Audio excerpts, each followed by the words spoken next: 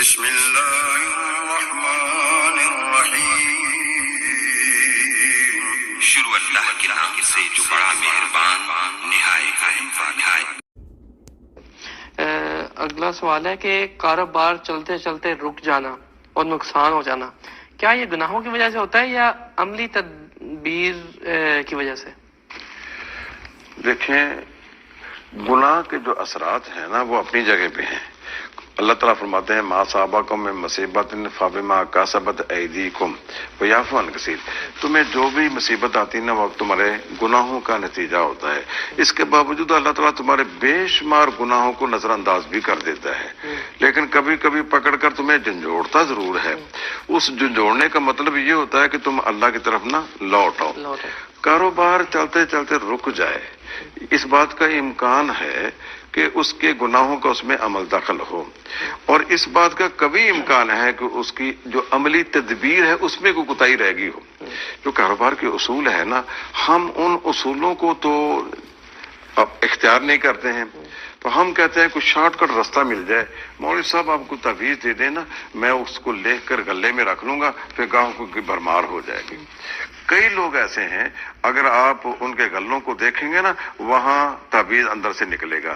لوح قرآنی تو مشہور ہے نا، وہ دکان پر لگائی ہوتی ہے، سجا ہوتا ہے، وہ اس لیے لگاتے ہیں۔ مجھے ایک آدمی آیا کہنے لگا جی وہ بس میرے مدرسے کے سامنے کھڑی کر دی اس نے، اپنے بچوں کو بھیجے نا یہ بس کے اندر بیٹھ کر نا قرآن کریم یہاں پڑھ لیں ذرا۔ میں کیوں؟ تاکہ اس کا ایکسیڈنٹ نہ ہو۔ یعنی وہی بات ہے کہ ہمارے ہاں جہالت اتنی ہے، شارٹ کٹ اتنا ہے کہ خود محنت نہیں کرنی ہے، جو کاروبار کے اصول ہیں امانت دیانت اس کو اختیار نہیں کرنا ہے، اور جو شارٹ کٹ راستے ہیں تویزوں داغوں کے اور غلے کے اندر تویز لے کر رکھنے کے، اس کی طرف بڑا دھیان جاتا رہتا ہے۔ اس لیے کاروبار میں اگر صاحب، لیکن کیا یہ کوئی طریقہ ہے جانچنے کا؟ یہ تو نہیں ایشورٹی کے ساتھ کہہ سکتا بندہ کہ اگر کوئی تکلیف آئی ہے تو یہ آزمائش کی وجہ سے ہے یا اس کے اوپر عذاب ہے، مطلب اس میں کوئی ایشورٹی ہے؟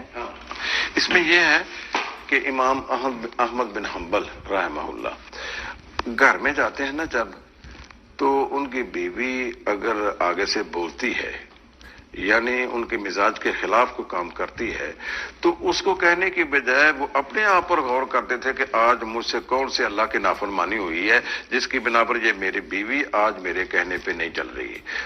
ہونا تو یہ چاہیے نا، اگر کاروبار چلتے چلتے رک گیا ہے تو ہم اپنے گناہوں کا جائزہ لے لیں کہ کہاں کہاں کیا بات ہے۔ گاڑی کے اندر تیل بھی موجود ہے اور سب کچھ صحیح، لیکن چلتی کیوں نہیں ہے؟ کہاں خرابی آئی ہے؟ اس خرابی کا جائزہ اپنے آپ کا خود لگائیں کہ کون سے جرم ہے جو ہم سے سرزد ہوا ہے۔ اگر انسان اللہ تعالیٰ کا بن جائے نا تو اللہ اس کا بن جاتا ہے۔ یہ تجربے کی بات ہے کہ اللہ تعالیٰ اپنے بندوں کو ضائع نہیں کرتا ہے۔ تو اگر انسان اللہ کا ہو جائے گا، اللہ اس کا دست و بازو پکڑے گا، اس کو کبھی ذلیل اور خوار نہیں کرے گا۔ اپنے آپ کو اس غور و فکر کر لینا چاہیے۔ ٹھیک ہے۔